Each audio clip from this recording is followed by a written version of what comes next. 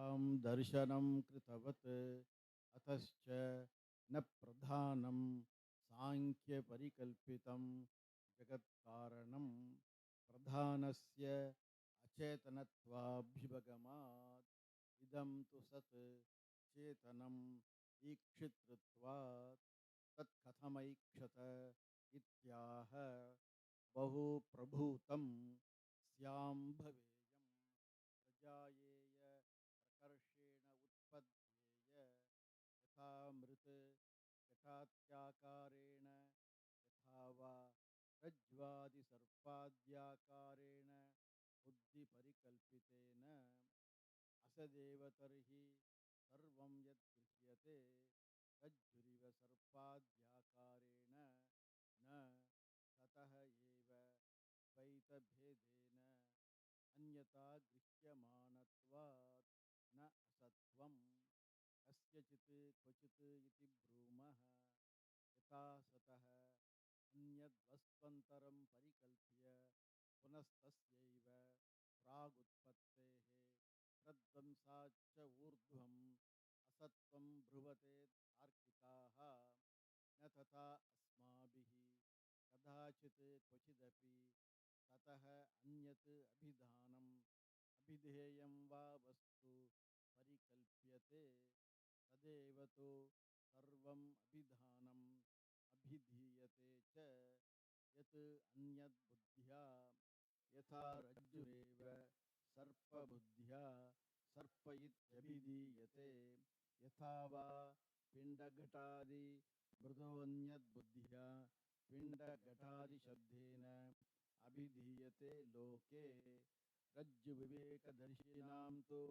सर्पाभिधानबुद्धि निवर्तेते यथा च मृद्विवेकदर्शिनां घटादिशब्दबुद्धि तद्वत् सद्विवेकदर्शिनाम् अन्यविकारशब्दबुद्धि निवर्तेते यतो वाचो निवर्तन्ते अप्राप्य मनसा सह अनिरुक्ते अनिलयने इत्यादि श्रुतिभ्यः एवमीक्षित्वा तत्तेजो सृजत तेजः सृष्टवत् ननु तस्माद्वा एतस्मादात्मन आकाशः सम्भूतः इति श्रुत्यन्तरे आकाशाद्वायुः ततस्तृतीयं तेजश्रुतम् इह तु कथं प्राथम्येन तस्मादेव तेजः सृज्यते तत एव च आकाशम् इति विरुद्धं नैष दोषः आकाशवायुसंसर्गानन्तरं तत्सत् तत्तेजो सृजत इति कल्पनोपपत्तेः अथवा अविवक्षित इह सृष्टिक्रमः सत्कार्यमिदं सर्वम् अतः सत् एकमेवाद्वितीयमिति एतद्विवक्षितं मृदादिदृष्टान्तात् त्रिवृत्करणस्य विवक्षितत्वात् तेजोबह्नानामेव सृष्टिम् आचष्टे तेज इति प्रसिद्धं लोके दग्धृपक्तृप्रकाशकं रोहितं चेति तत् सत्सृष्टं ऐक्षत तेजोरूपसंस्थितं सत् ऐक्षत इत्यर्थः बहुस्यां प्रजायेय इति पूर्ववत् तदपोसृजत आपो द्रवाः स्निग्धाः स्यन्दिन्यः शुक्लाश्चेति प्रसिद्धाः लोके यस्मात् तेजसः कार्यभूता आपः तस्मात् यत्र क्वच देशे काले वा शोचति सन्तप्यते स्वेदते प्रस्विद्यते वा पुरुषः तेजस एव तत् तदा आपः अधिजायन्ते ता आपः ऐक्षन्त बह्व्यः स्याम प्रजायेमहीति ता अन्नमसृजन्त तस्मात् यत्र क्वच वर्षति तदेव भूयिष्ठमन्नं भवति अद्य एव तदधि अन्नाद्यं जायते ताः आपः ऐक्षन्त पूर्ववदेव अभाकारसंस्थितं सत् ऐक्षत इत्यर्थः। बह्व्यः प्रभूताः स्याम भवेम प्रजायेमहि उत्पद्येमहि इति ता अन्नमसृजन्त पृथिवीलक्षणं पार्थिवं ह्यन्नं यस्मादप्कार्यमन्नं तस्मात् यत्र क्वच वर्षति देशे तत्तत्रैव भूयिष्ठं प्रभूतम् अन्नं भवति। अतः अद्भ्य एव तदन्नाद्यम् अधिजायते। ताः अन्नम् असृजन्तेति पृथिवी उक्ता पूर्वम् इह तु दृष्टान्ते अन्नं च तदद्यं चेति विशेषणात् व्रीहियवाद्याः उच्यन्ते। अन्नं च गुरु स्थिरं धारणं कृष्णं च रूपतः प्रसिद्धं ननु तेज प्रभृतिषु ईक्षणं न गम्यते हिंसादिप्रतिषेधाभावात् त्रासादिकार्यानुलम्भाच्च तत्र कथं तत्तेजः ऐक्षत इत्यादि नैष दोषः। ईक्षितृकारणपरिणामत्वात् तेजप्रभृतीनां सतः इव ईक्षितुः नियतक्रमविशिष्टकार्योत्पादकत्वाच्च तेजः प्रभृति ईक्षत इव ईक्षते इत्युच्यते भूतं। ननु सतः अपि उपचरितमेव ईक्षित्वं न सदीक्षणस्य केवलशब्दगम्यत्वात् न शक्यम् उपचरितं कल्पयितुं। तेजप्रभृतीनां तु अनुमीयते मुख्येक्षणाभाव इति युक्तम् उपचरितं कल्पयितुं। ननु सतः अपि मृद्वत् कारणत्वादचेतनत्वं शक्यम् अनुमातुम्। अतः प्रधानस्यैव अचेतनस्य सतः चेतनार्थत्वात् नियतकालक्रमविशिष्टकार्योत्पादकत्वाच्च ऐक्षत इव ऐक्षत इति शक्यम् अनुमातुम्। उपचरितमेव ईक्षणं दृष्टश्च लोके अचेतने चेतनवदुपचारः यथा कूलं पिपतिषति इति तद्वत् सतोपि स्यात् न तत्सत्यं स आत्मा इति तस्मिन् आत्मोपदेशात्। आत्मोपदेशोऽपि उपचरित इति चेत् यथा ममात्मा भद्रसेन इति आत्मनः सर्वार्थकारिणि अनात्मनि आत्मोपचारः तद्वत् न सदस्मि इति सत्सत्याभिसन्धस्य तस्य तावदेव चिरम् इति मोक्षोपदेशात्। सोऽपि उपचार इति चेत् प्रधानात्माभिसन्धस्य मोक्षसामीप्यं वर्तते इति मोक्ष उपदेशोऽपि उपचरित एव। यथा लोके ग्रामं गन्तुं प्रस्थितः प्राप्तवानहं ग्रामम् इति ब्रूयात् त्वरापेक्षया तद्वत् न येन विज्ञातेन अविज्ञातं विज्ञातं भवति इति उपक्रमात्। सत्येकस्मिन् विज्ञाते सर्वं विज्ञातं भवति तदनन्यत्वात् सर्वस्य अद्वितीयवचनाच्च न च अन्यद् विज्ञातव्यम् अवशिष्टं श्रावितं श्रुत्या अनुमेयं वा लिङ्गतो अस्ति येन मोक्षोपदेशः उपचरितः स्यात्। सर्वस्य च प्रपाठकार्थस्य उपचरितत्वकल्पनायां वृथा श्रमः परिकल्पयितुः स्यात्।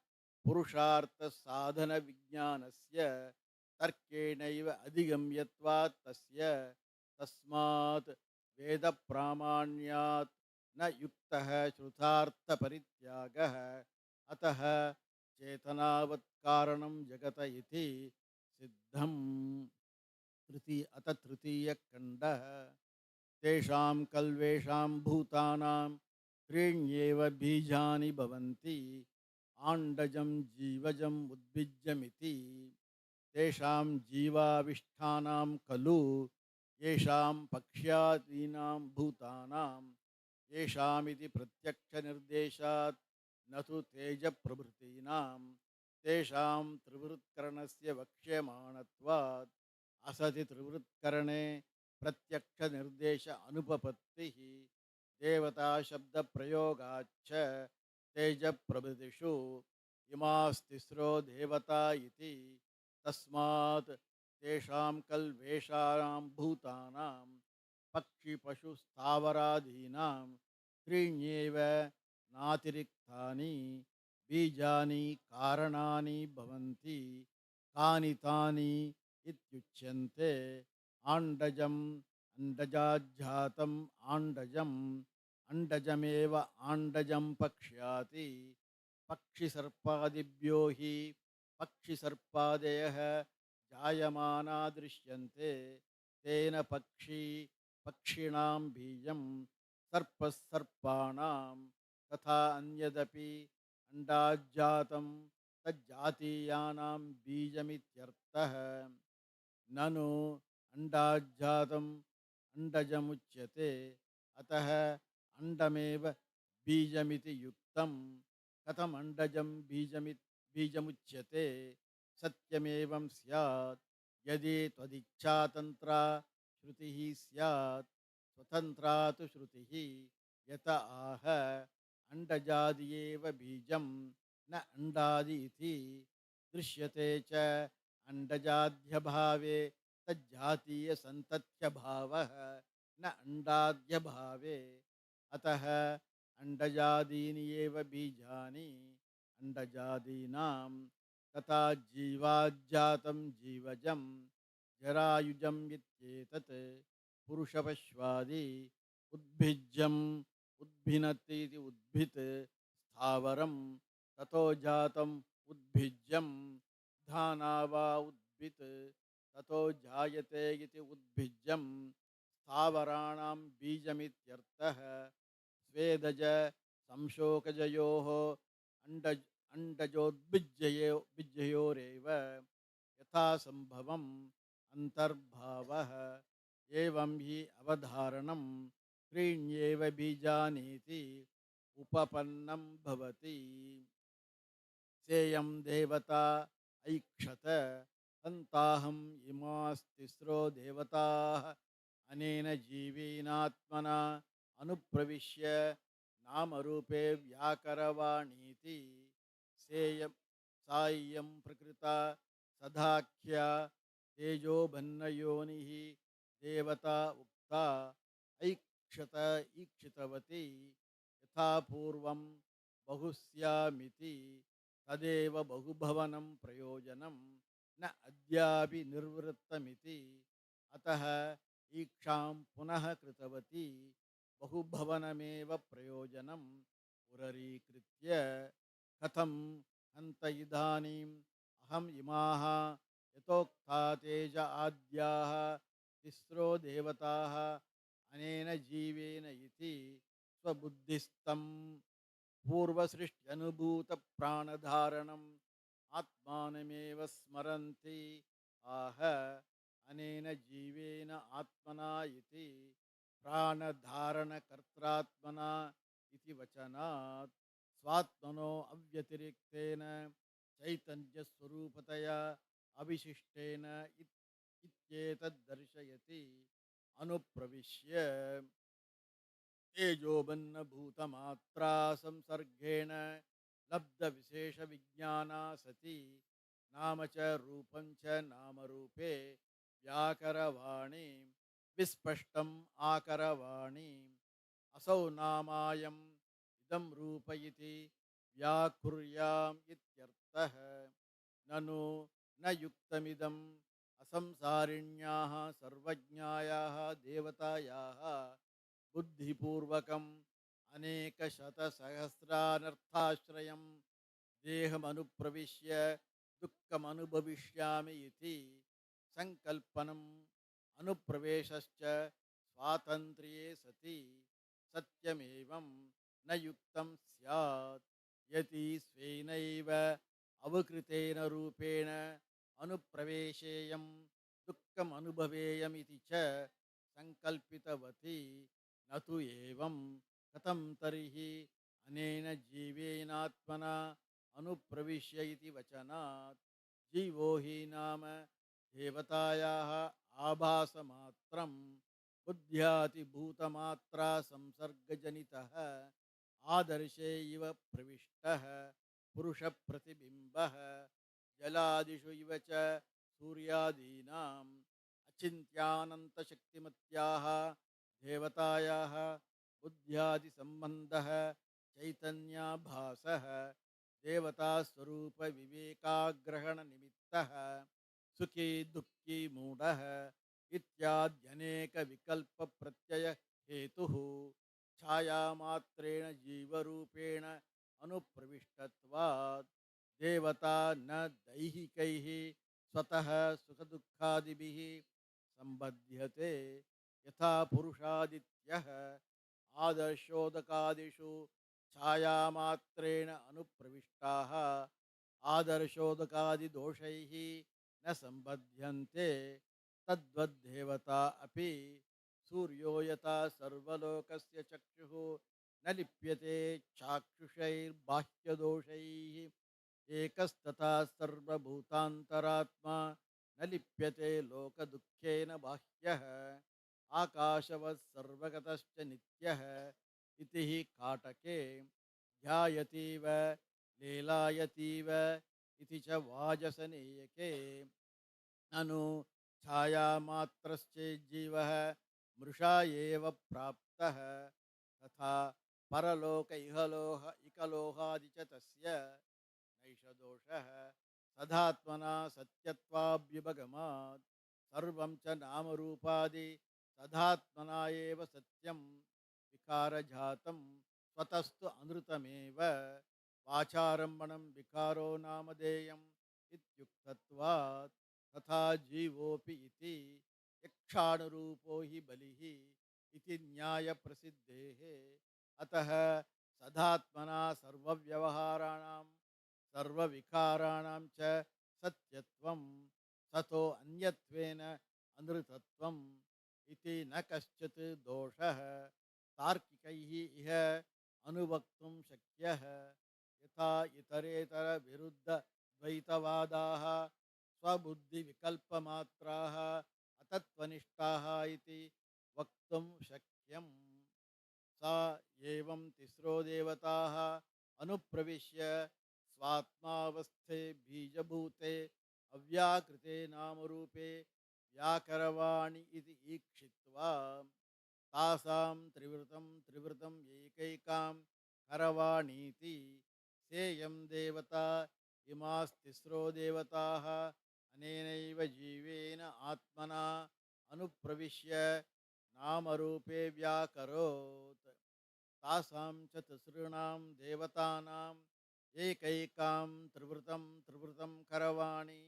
एकैकस्याः त्रिवृत्करणे एकैकस्याः प्राधान्यं द्वयोः गुणभावः अन्यथा हि रज्ज्वा इव एकमेव त्रिवृत्करणं स्यात् न तु तिसॄणां पृथक् पृथक् त्रिवृत्करणमिति एवं हि तेजोबन्नानां पृथङ् नाम प्रत्ययलाभः स्यात् तेजः इतम् इमाः आपः अन्नमिदम् इति च सति च पृथङ् नाम प्रत्ययलाभे देवतानां सम्यक् व्यवहारस्य प्रसिद्धिः प्रयोजनं स्यात् एवमीक्षित्वा सेयं देवता इमास्तिस्रो देवताः अनेनैव यथोक्तेनैव जीवेन सूर्यबिम्बवदन्तप्रविश्य वैराजं पिण्डं प्रथमं देवादीनां च पिण्डान्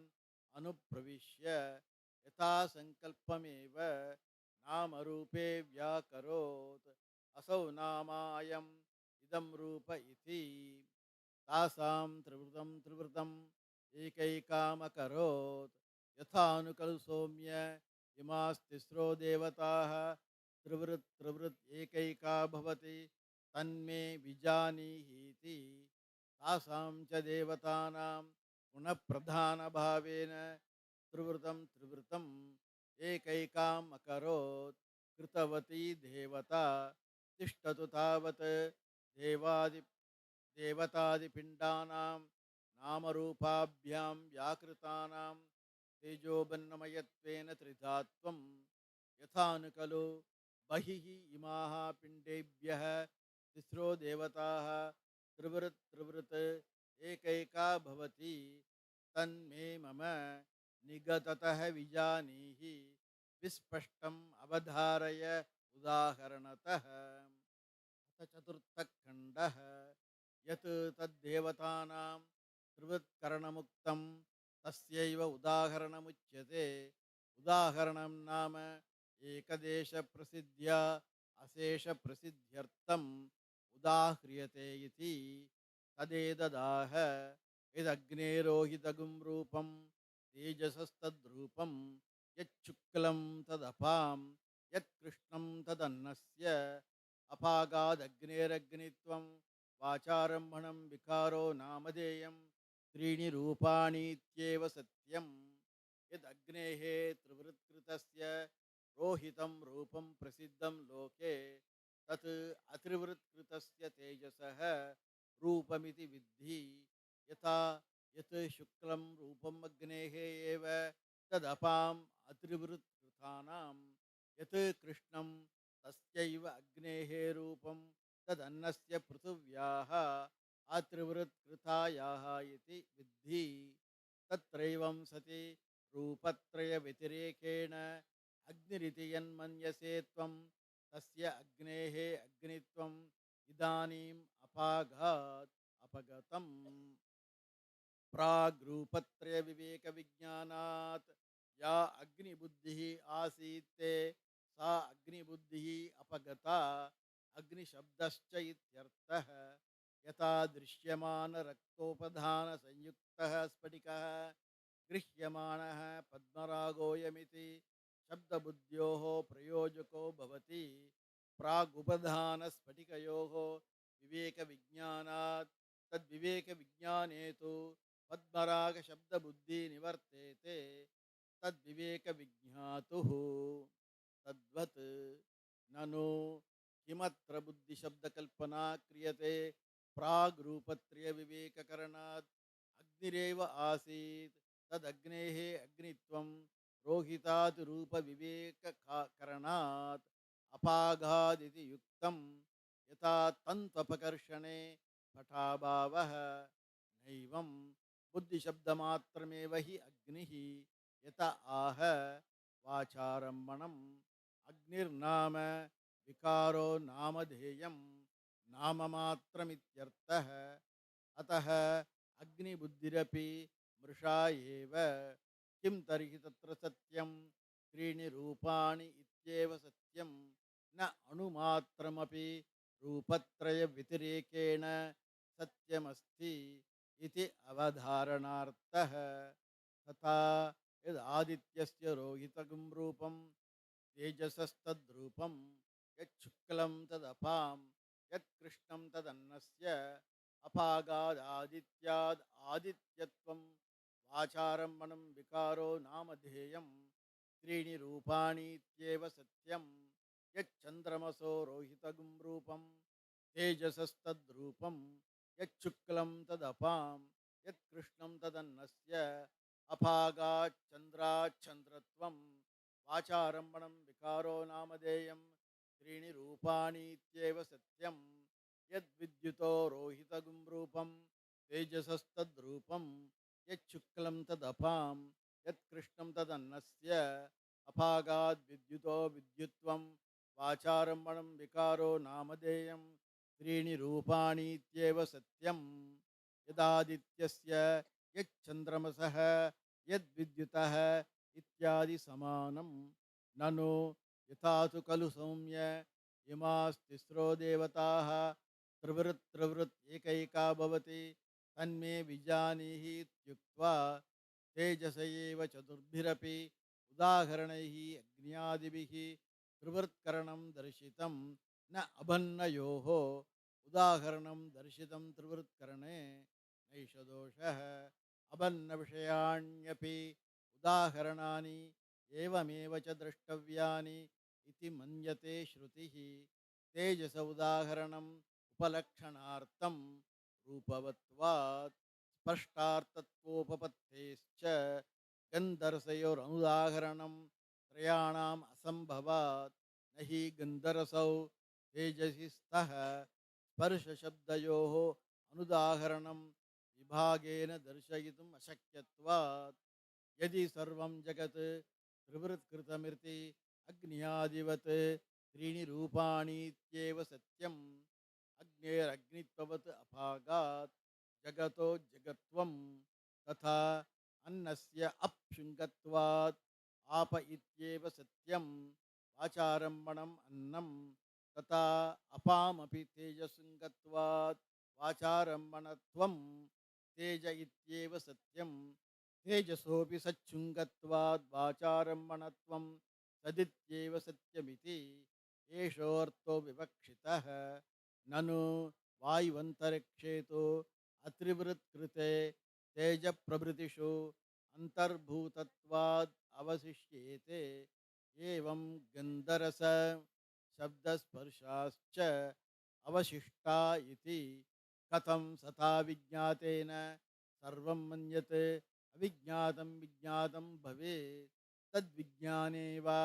प्रकारान्तरं वाच्यं नैष दोषः रूपवद्द्रव्ये सर्वस्य दर्शनात् कथं तेजसि तावत् रूपवति शब्दस्पर्शयोरपि उपलम्भात् वायुवन्तरिक्षयोस्तत्र स्पर्शशब्दगुणवतोः सद्भावो अनुमीयते तथा अबन्धयोः रूपवतोः रसगन्धान्तर्भाव इति रूपवतां त्रयाणां तेजोबन्नानां त्रिवृत्करणप्रदर्शनेन सर्वं तदन्तर्भूतं सद्विकारत्वात् त्रीण्येव रूपाणि विज्ञातं मन्यते श्रुतिः न हि मूर्तं रूपवद्द्रव्यं प्रत्याख्याय वायुवाकाशयोः तद्गुणयोः गन्धरसयोर्वा ग्रहणमस्ति अथवा रूपवतामपि त्रिवृत्करणं प्रदर्शनार्थमेव मन्यते श्रुतिः यथा तु त्रिवृत्कृते त्रीणि रूपाणि इत्येव सत्यं तथा पञ्चीकरणेऽपि समानो न्यायः इत्यतः सर्वस्य सद्विकारत्वात् तथा विज्ञानेन सर्वमिदं विज्ञातं स्यात् तदेकमेवाद्वितीयं सत्यमिति सिद्धमेव भवति तदेकस्मिन् सति विज्ञाते सर्वमिदं विज्ञातं भवति इति सूक्तम् एतद्दस्म वै तद्विद्वागुंस आहुः पूर्वे महाशाला महाश्रोत्रियाः न नोद्य कश्चन अश्रुतममतम् अविज्ञातम् उदाहरिष्यति इति हेभ्यो विदाचक्रुः एतत् विद्वांसः विदितवन्तः पूर्वे अतिक्रान्ताः महाशालाः महाश्रोत्रियाः आहुर्ह स्म वै किल किमुक्तवन्तः इत्याह न नोऽस्माकं कुले अद्य इदानीं यथोक्तविज्ञानवतां कश्चन कश्चिदपि अश्रुतम् अमतम् अविज्ञातम् उदाहरिष्यति नोदाहरिष्यति सर्वं विज्ञातमेव अस्मत्कुलीनानां तद्विज्ञानवत्वात् इत्यभिप्रायः ते पुनः कथं सर्वं विज्ञातवन्तः इत्याह येभ्यः त्रिभ्यः रोहितादिरूपेभ्यः त्रिवृत्कृतेभ्यः विज्ञातेभ्यः सर्वमप्यन्यत् शिष्टम् एवमेवेति विदाञ्चक्रुः विज्ञातवन्तः यस्मात् तस्मात् सर्वज्ञा एव सद्विज्ञानात् ते आसुरित्यर्थः अथवा येभ्यो विदाञ्चक्रुरिति अग्न्यादिभ्यो दृष्टान्तेभ्यो विज्ञातेभ्यः सर्वमन्यत् विदाञ्चक्रुः इत्येतत्। कथं यदुरोहितमिवाभूदिति तेजसस्तद्रूपमिति तद्विधाञ्चक्रुः। यदु शुक्लमिवाभूदिति अभागं रूपमिति तद्विधाञ्चक्रुः। यदु कृष्णमिवाभूतिति अन्नस्य रूपमिति तद्विधाञ्चक्रुः। यत् अन्यद्रूपेण सन्दिह्यमाने कपोतादिरूपे रोहितमिव यत् गृह्यमाणम् अभूत् तेषां पूर्वेषां ब्रह्मविदां तत् तेजसो रूपमिति विदाञ्चक्रुः। तथा यच्छुक्लमिव अभूत् गृह्यमाणं तद् अपां रूपं। यत् कृष्णमिव गृह्यमाणं तद् अन्नस्येति विदाञ्चक्रुः। यद्विज्ञातमिव अभूतिति एतासामेव देवतानागं समासः इति तद्विदाञ्चक्रुः। यथानुकल सौम्य इमास्तिस्रो देवताः पुरुषं प्राप्य त्रिवृत् एकैका भवति तन्मे विजानीहीति। एवमेव अत्यन्तदुर्लक्ष्यं यत् ऊ अपि अविज्ञातमिव विशेषतो अगृह्यमाणम् अभूत् तदपि एतासामेव तिसॄणां देवतानां समासः समुदायः इति विदाञ्चक्रुः। एवं तावत् बाह्यं वस्तु अग्न्यादिवत् विज्ञातं तथा इदानीं यथानुकलु से सौम्य इमाः यथोक्ताः तिस्रो देवताः पुरुषं शरपाण्यादिलक्षणं कार्यकारणसङ्घातं प्राप्य पुरुषेण उपयुज्यमानाः त्रिवृत् एकैका भवति तद् आध्यात्मिकं विजानीहि निगततः इत्युक्त्वा आह। ओम पूर्णमदः पूर्णमिदं पूर्णात् पूर्णमुदच्यते पूर्णस्य पूर्णमादाय पूर्णमेवावशिष्यते। ओम शांति शांति शांति। हरिः ओम श्री गुरुभ्यो नमः। हरिः ओम।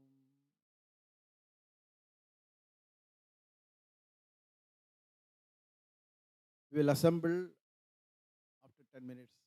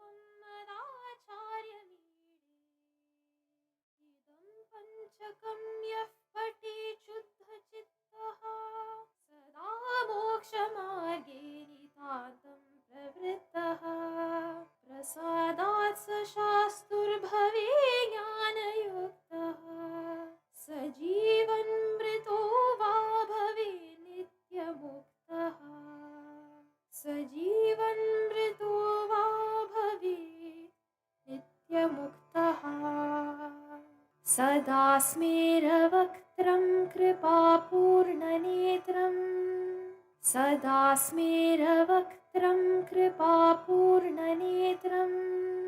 स्थिरं दीनमित्रं जनप्रीतिपात्रं सुविज्ञातशास्त्रं कषायाक्तवस्त्रं दयानन्दरूपं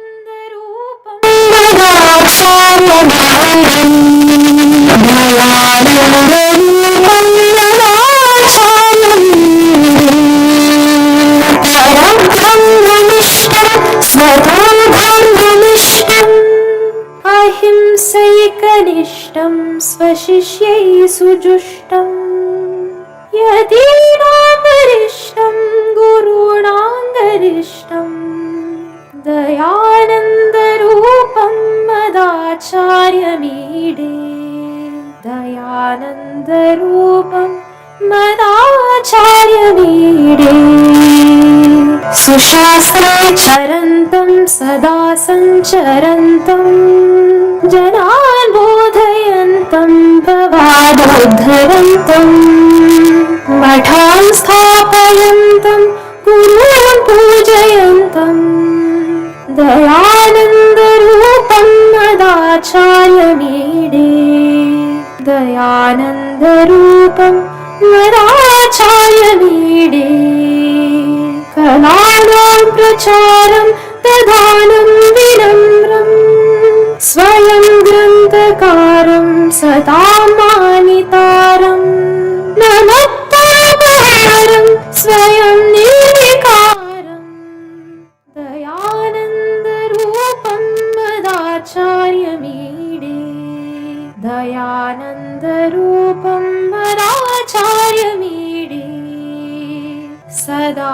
शान्तिमूर्तिं सदा क्षान्तिमूर्तिं सदा दयातिमूर्तिं सदा सत्यमूर्तिं प्रमाणप्रवृत्तिं दिशान्तं सुकीर्तिं दयानन्दरूपं मदाचार्यमीडे दयानन्दरूपं मदाचार्यमीडे इदं पञ्चकं यः पठेत् शुद्धचित्तः सदा मोक्षमार्गे नितान्तं प्रवृत्तः प्रसादात् स शास्तुर्भवेत् ज्ञानयुक्तः स जीवन्मृतो वा भवेत् नित्यमुक्तः स जीवन्मृतो वा भवेत् नित्यमुक्तः सदा स्मेरवक्त्रं कृपापूर्णनेत्रं सदा स्मेरवक्त्रं कृपापूर्णनेत्रं स्थिरं दीनमित्रं जनप्रीतिपात्रं सुविज्ञातशास्त्रं कषायाक्तवस्त्रं दयानन्दरूपं मदाचार्यमीडे दयानन्दरूपं मदाचार्यमीडे परब्रह्मनिष्ठं स्वतो धर्मनिष्ठम् अहिंसैकनिष्ठं स्वशिष्यै सुजुष्टं यदीनां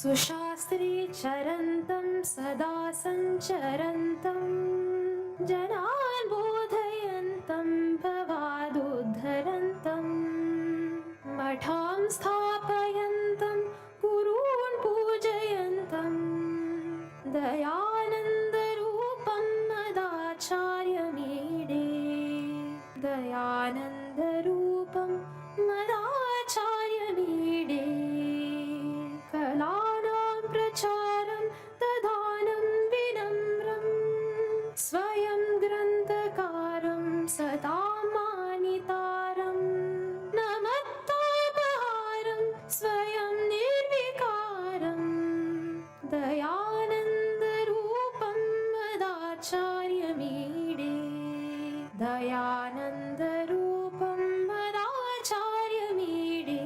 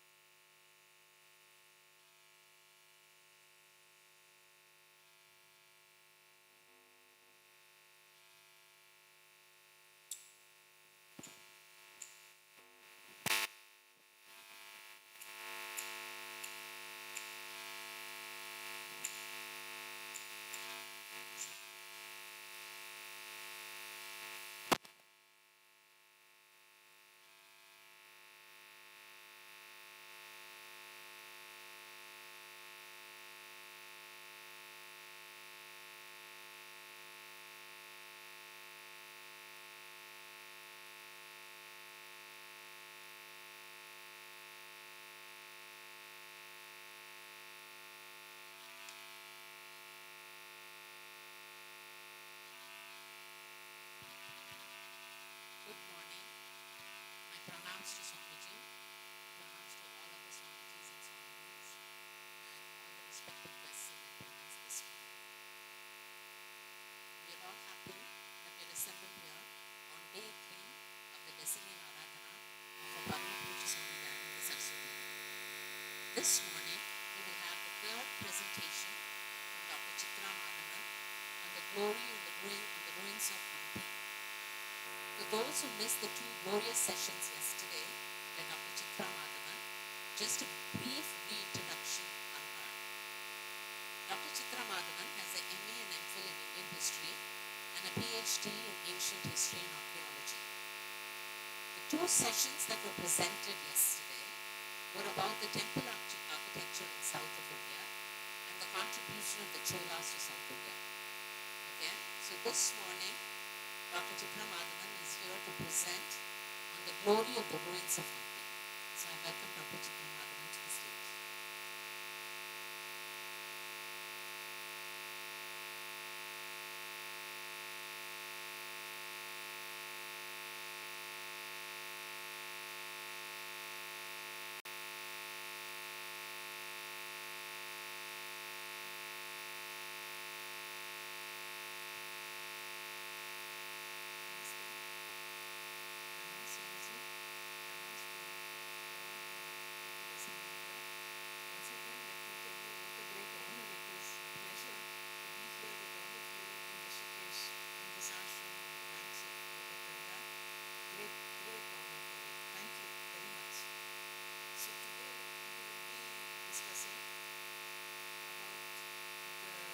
greatness and the glory and the grandeur of the ruins of Hampi.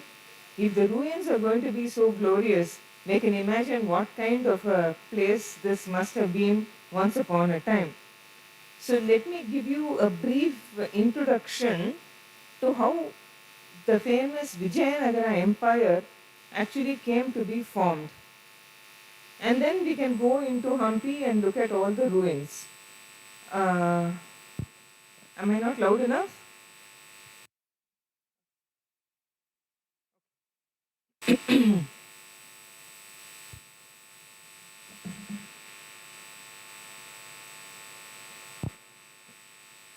So, yesterday we discussed about the Cholas last evening, and before that we talked about in the Sriramara, the Pallavas, and so many other dynasties. So, in South India, starting from the very beginning, we had very many important dynasties. The Cholas, the Pandyas, in what is today's Tamil Nadu, the Cheras, who were between Tamil Nadu and Kerala, mostly Kerala. Then the Pallavas came, very great dynasty came, the Pallavas. The Cholas became super strong after they defeated the Pallavas. In Karnataka, we had dynasties like the Chalukyas, Hoysalas, Rashtrakutas. We had in Andhra very important dynasties like the Kakatiyas. Again, another branch of the Chalukyas were also there in Andhra. All these dynasties were very, very, very important. But mostly, except for the Rashtrakutas and the Chalukyas, and perhaps one expedition of the Cholas to North India, they generally kept to South India. Their fights were among the kings of South India, they generally kept to themselves. But the North Indian rulers also generally kept to themselves. There were only a couple of invasions of South India in the 14th century.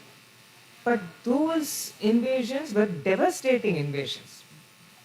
Devastating invasions. And the reason for that is because in the early part of the 13th century, the Chola Empire had almost disappeared. They had become very weak, and the Pandyas had defeated them. They had almost disappeared. So Hoysala dynasty was very strong in Karnataka. The Kakatiyas were strong in Andhra. The Pandyas were ruling over Tamil Nadu. They were fairly strong, good dynasty. But you see, this is a general statement. We must never allow domestic problems, internal problems within our families to affect society. And this is what a general rule for yesterday, today, tomorrow, etc., all over the world. So what happened in the Pandya dynasty was that two half-brothers were fighting amongst themselves for the Pandya throne in Madurai, Veera Pandya and Sundara Pandya. And Veera Pandya appeared to be stronger. Sundara Pandya did not know where to look for help.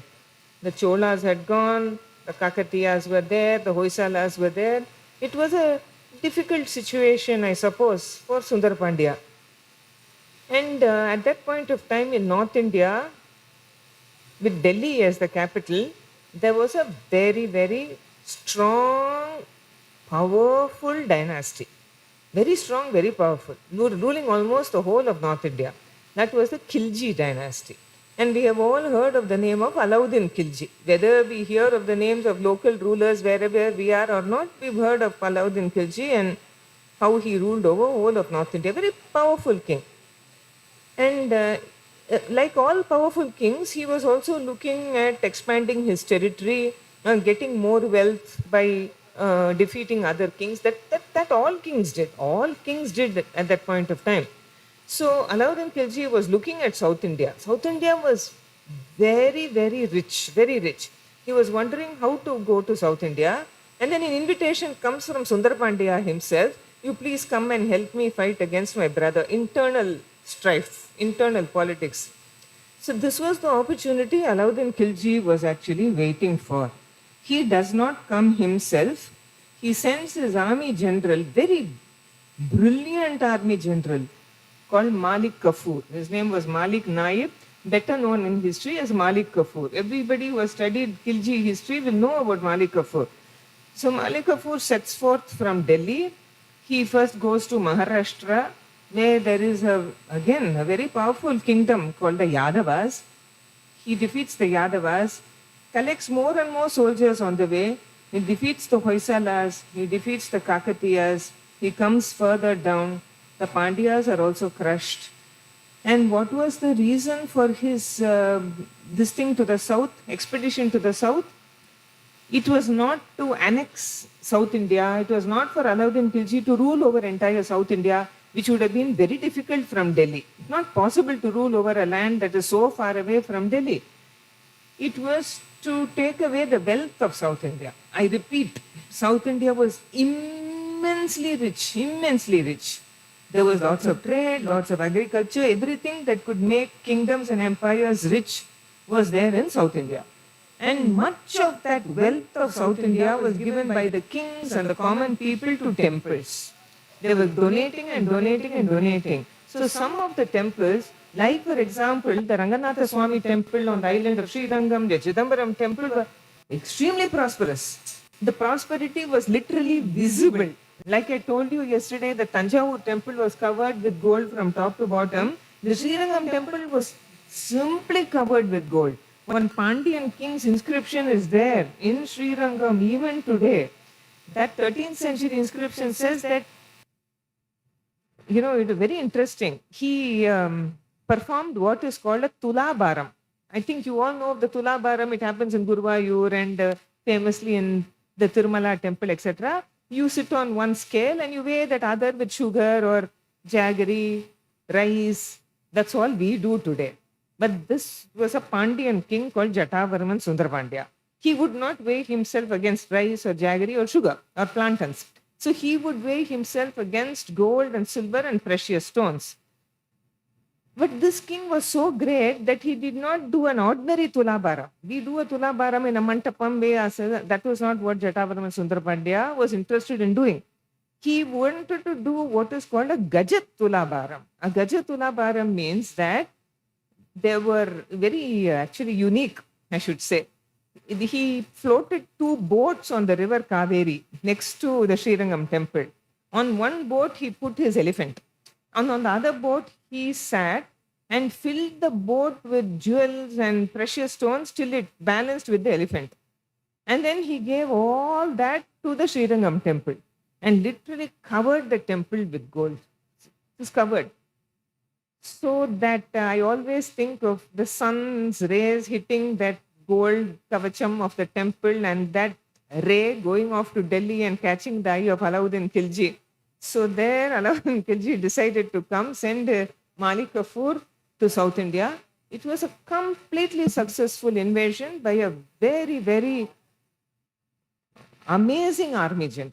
Malik Kafur was. Imagine coming from Delhi, defeating kingdom after kingdom. We must acknowledge that he was an excellent army general. He came and South India was flattened completely. All the many temples were stripped of everything. Sundarpandya did not get the throne. That also did not happen. And Alauddin Khilji's army went back. This was in the year 1310, 1311, early 14th century, 1310, 1311.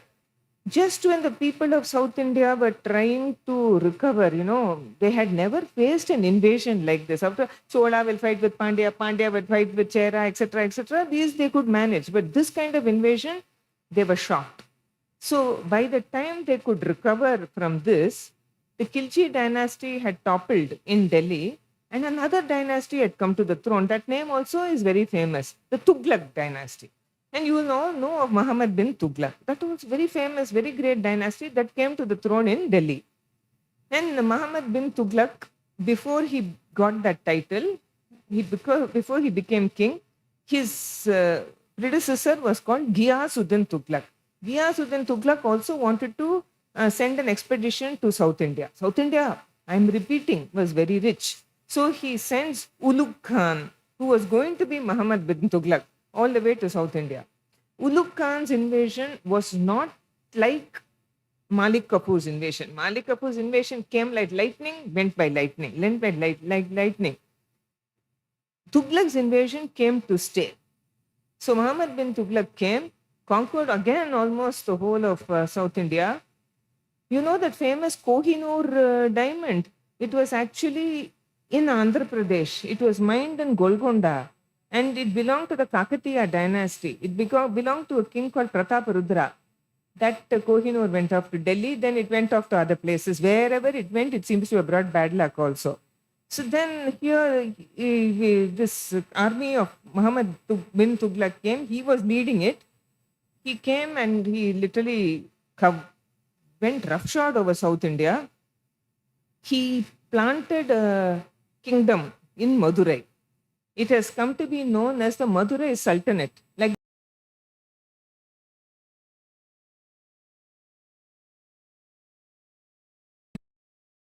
temples again got very badly affected. In the afternoon's lecture, I will tell you how badly affected those temples became. Anyway, and Muhammad bin Tughlaq went back, but his governors were left back in many places in Tamil Nadu and in South India. Now, watching all this happening from one ashram in Sringeri was one Shankaracharya. His name was Swami Vidyaranya. If we have to do our pranams to anybody, if you are a student of history or archaeology or heritage, culture, anything, those pranams must go to Swami Vidyaranya in the Sringeri Matha. That Mathadipati was not only a scholar, his books are being studied even today by students of Sanskrit and Advaita. He was a seer, literally a seer in that sense. And he saw what was happening in South India. South India was gone, it was shattered. One invasion came, second invasion came, wealth had gone, economy had gone. If economy goes, everything goes. It was a land of bandits and robbers. There was no safety. And if political stability is not there, economic wealth is not there, culture, you can't talk about culture and heritage. All that had been shattered. And he was thinking of what to do. At that point of time, this is today's Hampi. Near Hampi, it is not on this map, there is a small place called Kampili. Today it is a gramam. If you go, you can see the board. Kampili, there'll be a board. Kampili was ruled by a chieftain. This was not a big kingdom. This is a small chieftaindom. It was ruled by a chieftain called Sangama, and he had 5 sons. 2 of those sons, the names you may know from your history textbooks, they were called Hakka and Bukka. And they became Harihara and Bukka in later times. Very famous names. Harihara and Bukka seem to have been working for the Hoysala kings. We are not clear about their past, but it seems they were working for the Hoysala kings. And that chieftain, the father was a chieftain there. Then Muhammad bin Tughlaq's invasion came. This is according to many history texts, many history books written by great scholars. Hakka and Bukka were captured during that invasion, taken to Delhi and converted to Islam, and put back in Kampili as the governors of the Tughlaq Samrajya. Now, they did not like this because they had been independent rulers, small rulers, but independent rulers for a very long time. Swami Vidyaranya's kataksham fell on these 2 young men, Harihara and Bukka, and he seems to have summoned them and seems to have, with the concurrence of his guru, reconverted them to Hinduism, and then planted in them the idea that they should start a samrajya that would safeguard the culture and heritage of South India and would prevent further invasions into this land. The Vindhya mountains have always stood as a barrier between the north and the south, but not so much as a barrier as to prevent some invasions. Swami Vidyaranya did not want more invasions to happen. So this is what the idea he put into Harihara and Bukka. And they were more than receptive to listen to Swami Vidyaranya's guidance. So what happened was, on the banks of river Tungabhadra in present-day Karnataka, in the place that we now know as Hampi, this Hampi, the red dot on the map, It on the opposite bank of river Hampi is a place called Anegondi, even today. And they chose Anegondi as their first capital. Swami Vidyaranya is said to have told them, don't choose that. It is on the north bank of the river. It is susceptible to invasions from the north. Come to the other bank of the river. So they chose this place, which is today called Hampi. And there is a very nice story. It is a story, not a historical fact. It may be true also, but we don't have inscriptions or literature telling us that. It's a very nice story that has come down to us. It says that when Harihara was hunting in the forest, he saw a fox chasing a rabbit in the forest. And he was just looking at that. Suddenly, at one spot, that rabbit turned around and started to chase the fox. So he decided that this should be the place for the capital of the kingdom that he is going to set up, because till then we had been chased and it is high time we turned around and chased the invader out. So that is present day Hampi. The original name was Vijayanagara. The name of that place that you're looking at, Hampi, today was Vijayanagara. What a beautiful, what a prophetic name, city of victory. But not many people know that in the inscriptions, it is also called Vidyanagara in honor of Swami Vidyaranya, who was the brainchild behind the formation of this little kingdom. Not even a kingdom, it was just starting, which was to grow and grow and grow. Like Trivikram Avatara, it was going to grow and finally become the greatest empire in the whole of Asia, not only India, the whole of Asia in the medieval world. It was going to become such a big empire. Such was the blessing of that. So at the height of its power, this was the map of Vijayanagar. There's much more, I'll show you. So this map, you see, was in the reign of that one name that we know from Vijayanagara, Krishnadevaraya. The 4 states of South India and Kalinga, Orissa, were under the control of Krishnadevaraya. This was at the height of their power. I'll also tell you very openly how we have studied history in school. I have no problem in studying any history, North Indian history, South Indian history, British history, American history, Chinese history, Japanese history. History is history. We need to know about the past of all the other nations. And it's a very good thing to know all these things. But we must not segregate some things as far as Indian history is concerned. If you look at the date of Krishnadevaraya, it is 1509 to 1529. That is the date. That's he ruled for about 20 years. In our history textbooks, maybe you will find some one paragraph on the Vijayanagara Empire. I repeat, this was the biggest empire in the whole of Asia in the medieval times. Not India, whole of Asia. And we have brought that to a very small chapter or not even half a chapter in our history textbooks. I don't even know whether it is there today. I have no idea. Please look at the date of Babur, who was the founder of the Mughal Empire in India.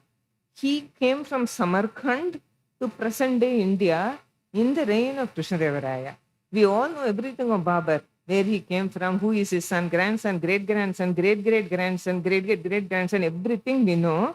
But why is this Vijayanagara Empire not being showcased in our history textbooks?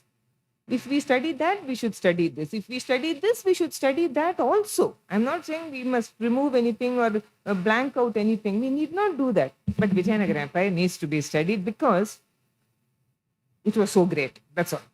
All right? So this was the logo. Yesterday we discussed the logo of the Cholas. This was the emblem of the Vijayanagara Empire. Again, this has not been showcased at all. What you have is a wild pig, Baraha. And then you have a sword or a dagger in front. And then you have the sun and the moon, Surya and Chandra there. This has depth of meaning. I don't know whether tiger or fish have meaning of the Cholas and the Pandyas and all. May have, not aware. This has so much meaning. You all know of the Varaha Avatara of Vishnu. Why was it taken? In order to protect, save Bhuma Devi from the clutches of an asura called Hiranyaksha, the brother of Hiranyakashipu. So Vishnu took on the Varaha Tara, went under the sea, killed Hiranyaksha and brought Bhudevi back. So this Varaha Avatara, the Vijayanagar emperors were telling us, was taken similarly to protect South India, to bring up South India from the hands of the invaders. And how were they going to do it? Not simply by soft talking and all that, but by with the help of their arms. They were going to do that. They were going to take up arms against the armies, protect South India. For how long were they going to do it? Surya Chandra. As long as Surya and Chandra were there, they were going to do it. It didn't happen, but for several centuries, other than the Vindhyas, the barrier that we had for South India's protection were the Vijayanagara rulers and the people. If we are to be grateful to any dynasty in South India, I would not choose the Chera, Chola, Pandya, Hoysala, Kakatiya. I will choose Vijayanagara and Vijayanagara alone, that they have protected South India, and we're all here today because of the Vijayanagara emperors. All of that, and no doubt about it. So what are the sources that we have to study about Vijayanagara history? How were these people? These are the gold coins, pure gold coins that we have. They are called Varaha. The gold coins are called Varaha. Then we have some monuments. We'll come to the monuments. This is the famous Chandrasekhara temple. It's on the outskirts of present-day Hampi. Before I come to all this, I should have said this at the very beginning. What you know as Hampi today was the city of Vijayanagara or Vijayanagara in the medieval times. Much before that, it was Kishkinda of Ramayana fame. No, it was Kishkinda. Valmiki Maharishi, other than being a great chronicler, he gave us the life of Lord Rama and Sita. Other than that, he knew his geography very well. He knew his botany very well. Every place where Rama came to the south in search of Sita, including Sri Lanka, he has mentioned the mountains, he has mentioned the plants, he has mentioned the rivers, he has mentioned the animals, flora, fauna. Everything has been beautifully recorded by Valmiki Maharishi. Perfect. So when you come to Kishkinda, if you go to Hampi today, and if you have read even a little bit of Valmiki Ramayana, the names will resound at you. Hemakuta, Rishyamuka, Matanga Parvata, everything from the Valmiki Ramayana, same name. You can wipe out everything else. You can't wipe out local history. The locals know the names of their hills and the mountains. And the river, which we call Tungabhadra today, was the Pampa river mentioned in the Valmiki Ramayana. Pampa, not the Pampa that is there in Kerala today, with connection with Sabrimala. This is the Pampa Nadi, the Pampa Saras, which Valmiki mentions in the Ramayana. Everything that Valmiki said is still there. He talks about herds of elephants. This Jambavan bear, the bear Jambavan, you all know, who helped the monkey army. There's actually a sloth bear sanctuary near Hampi. The sloth bears are still there in Hampi. The monkeys are still there everywhere you go. So this was Kishkinda of Ramayana fame. This is where Hanuman came. And this is where Rama and Lakshmana came in search of Sita. This is where Hanuman met them. This is where he took them to the Rishyamuka hill to meet Sugriva. This is where it all happened. So this is Kishkinda. Anyway, and you will see that in the temples also. So this is the Chandrasekhara temple. Also, it pains a lot, but almost all the temples of Hampi are in ruins. There is no worship over here. The Garbhagriha has been cleaned out. There are hardly any murtis in any of the sanctums. These are all archaeological monuments today. And these were temples that were in active worship. We know that from history. So this temple looks very much like anything you would have found in Tamil Nadu. That same kind of architecture. You have a gopuram, then you have a mantapam, then you have a vimanam. This is the Chandrasekhara temple, but there is no Shivalinga inside and absolutely no worship. You have some sculptures. 1 or 2 sculptures are there. Near the Chandrasekhara temple is another shrine that we today call Saraswati Sannadhi. We call it, maybe there was goddess Saraswati inside, we don't know. But a broken sculpture of Saraswati was found outside. So we call it the Saraswati temple. And this is how the dancers of Vijayanagara looked. This is one of the entrances into Hampi. There were many, many entrances. You can, today it is bare, nobody going in. But you can imagine how horses and elephants and soldiers and all were going into Hampi at one point of time. I am now taking you to a temple literally on the banks of the river Tungabhadra, which is called the Virupaksha temple. This is Shiva, Shiva temple. The name Virupaksha is very interesting. Aksha is eye. Virupaksha is like a distorted eye. So since Shiva has the third eye in the center of his forehead, he is called Virupaksha. But I will also like to add that this temple was not built by the Vijayanagara emperors. This temple was there as a small temple on the banks of river Tungabhadra. It was there already. Because before the Vijayanagara people made Hampi their capital, before Harihara and Bukka and Swami Vidyaranya made Hampi the capital, it was a small place on the banks of river Tungabhadra. And earlier, much earlier, a dynasty called Chalukyas had built this small temple for Shiva on the banks of river Tungabhadra. And that Shiva was then called Pampapati. Shiva is Nadipriya. He loves the Ganga. Then any near a river, there will always Abhisheka Priyo Shivaha. He loves Abhishekam. So here was a small temple on the banks of the river Tungabhadra called Pampapati temple. When the Vijayanagara rulers came, they continued to call him Pampapati because on the banks of the river Pampa, but they gave this name Virupaksha. And not only did they give the name Virupaksha, they also took this deity as their Kula Devam, as their family deity. So from then onwards, till the time the Vijayanagara rulers left Hampi in 1565, Virupaksha continued to be their Kula Devam. We'll see so much is there. So this is the Virupaksha temple. It was made bigger, grander, far more majestic in the times of the Vijayanagara kings. This is a tall gopuram, the tallest gopuram in Hampi. It looks like this, and it's a living temple. 100% a living temple. Puja happens, Brahmotsavam happens, chariot festival, everything is there. You see some sculptures on the gopuram, not in good shape. You also see some stone sculptures at the bottom. This is the little boy Markandeya. You all know the story, I think. At the age of 16, he was supposed to be taken away by Yama, but he is hugging the Shivalinga, and the Shiva comes and he destroys Yama. So this is how Hampi looks. It's very, very rocky on one side, Tungabhadra on the other side, totally protected from enemies.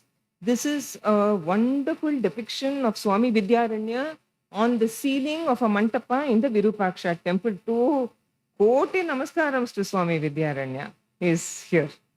And many, many paintings are there. Maybe I'll show you some other paintings in the evening's lecture because there is so much more to see in Hampi. So this is how rocky Hampi is. The hill that is next to Hampi, next to the Virupaksha temple over here, this hill is called Hemakuta. I'm sure many of you here know Carnatic music. And the one of the songs that we learned right at the beginning is Kunta Gaula. So if you can sing Kunta Gaula, those of you who can, you will hear the words Hemakuta Simhasana Mandiraya Virupaksha. This is a song by Purandaradasa, the Pitamaha of Carnatic music, who actually lived in Hampi. And it was during that time that he sang most of his songs. In Hampi, there is a particular mantapa called Purandara Mantapa, right on the banks of river Tungabhadra. It's like, if you go there, it's air-conditioned because the Tungabhadra is flowing on all three sides. That's where he composed all his songs. He mentions Virupaksha, he mentions Hemakuta. I wish I could sing. I can try, but then you will all disappear in 2 minutes, so I won't even attempt that. So maybe later somebody can sing the song. So this, what you're looking at here, is completely ruined, but this is the famous marketplace in front of the Virupaksha temple. one of the greatest sources of Vijayanagara history, other than coins, other than inscriptions, other than Indian literature, the greatest source we have for Vijayanagara history are the writings of the foreign travelers who came here. You may have heard of people like Marco Polo, Huyen Tsang, they all came much earlier to India. To Vijayanagara, you can give a long list of foreign travelers. They came from Rome, they came from Persia, they came from Portugal, they came from all kinds of places. And they were dazzled. That's the only word to use. They had never seen a place like Hampi, never seen. One person, his name was Abdur Razak. He was the ambassador from the court of Shah Rukh, the Sultan of Persia. And he comes here, he sees Hampi in the 14th century, 15th century, and he writes this, and I'm quoting, "The pupil of the eye has never seen a place like this, and the ear of intelligence has never been told there existed anything like this in the whole world," unquote. He says, nothing like this place, Vijayanagara. So rich, so rich, so rich. He describes the palace of the Vijayanagara kings, none of which exist today, all gone. It says, amazing, dazzling. And this road, that is the Sannidhi Theru that you can see of the Virupaksha temple, full of shops on either side. He says, he and other foreign travelers say, anything in the world that you wanted to buy was available in these shops. Anything. It was like a foreign market. Anyway, Hampi is really next to the river Tungabhadra, totally fertile. You have mango orchards, you have plantain orchards, you have every other orchard over here. This is how close the river Tungabhadra is to the Virupaksha temple. Okay, this is the marketplace. Some old photographs. The Vijayanagara people had a fine sense of aesthetics. So what they did was that in Virupaksha temple is here, that long bazaar is there. At the end of the bazaar road, they found one big rock, just one rock. They turned it into a Nandi, so that the Nandi was directly looking at Virupaksha. It is a Nandi made of one piece of stone, unfortunately very badly mutilated. Yesterday, I showed you a copper plate inscription of the Cholas. Now I am showing you a copper plate inscription of the Vijayanagara rulers. This belongs to the 16th century, belongs to the time of a king called Achyutaraya, the immediate successor and half-brother of Krishna. I want you to look at this. So big, you'll find it difficult to lift it. It's very heavy also. The entire inscription, 1, 2, 3, 4, that is the first, second, third, fourth, this is the last one. It is written in Sanskritam. And it is written in the script that we write today for Sanskritam, Devanagari. But this is 500 years before. So it is called Nandi Nagari, that script. It has changed to today's Devanagari. You and I write Hindi and Sanskritam in that script. But if you look at the very last line, that's not Sanskritam. That is in Telugu script or Kannada script. It is Sri Virupaksha. That is what is written here. Those of you who can read it can definitely read. It says Sri Virupaksha. Now, this I want to tell you how much the Vijayanagara rulers kept that Virupaksha as their Kuladevam, how much they honored and respected and revered this god. This entire inscription is a danam.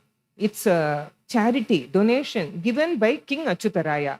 He says, I, Achyutaraya, sitting on the banks of river Tungabhadra, next to the Vijaya Vittala temple, I'm giving this donation to so many scholars. All that, I am this, I am that, all that is given.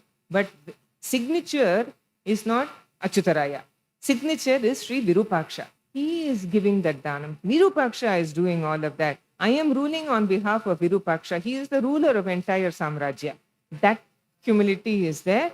Accepted that Virupaksha was a Kuladaivam and the ruler of Hampi and Vijayanagara kingdom, Vijayanagar Empire. So that is Sri Virupaksha's signature of Sri Virupaksha, so to speak. All right. So then I showed you the logo of the Vijayanagara emperors. That is there. See? The Varaha, sun, moon. That is what you see here. This is that. That very clearly given. And these are older temples in Hampi taken care of by the Vijayanagara kings on Hemakuta hill. This is how these temples look. Pre-Vijayanagar, that is also there. That is the beautiful Hemakuta hill sloping down to the Virupaksha temple. This is the river Tungabhadra. So one side river Tungabhadra, full other three sides you have hills. Which invader was going to come to Vijayanagara? Look at the scenic. If you don't like history, if you don't like archaeology, you don't like kings, temples, still go to Hampi. You can see this beautiful landscape. You see the trees, rivers. Look at this, all these mantapams, all these rest houses were built by the Vijayanagara kings. This is how fertile Hampi is. Beautiful waterfalls. Valmiki says, Padma Pushkara Sambadam cha Gajayutair Alankritam Sarasaihi Hamsakadambaihi Sankudam Jalacharibihi. Herds of elephants, water bodies. You have so many kinds of birds, so many kinds of fish. Everything is there in Hampi. So this is how the water gushes. This is how they used to cross the river Tungabhadra. This is how they are crossing the river Tungabhadra even today. It is very, these coracles are very hardy. You can get so many motorcycles on them also. So now it's time we saw some of the other, I'm showing you the landscape. It's very important. This is where the rocks came for building the temples.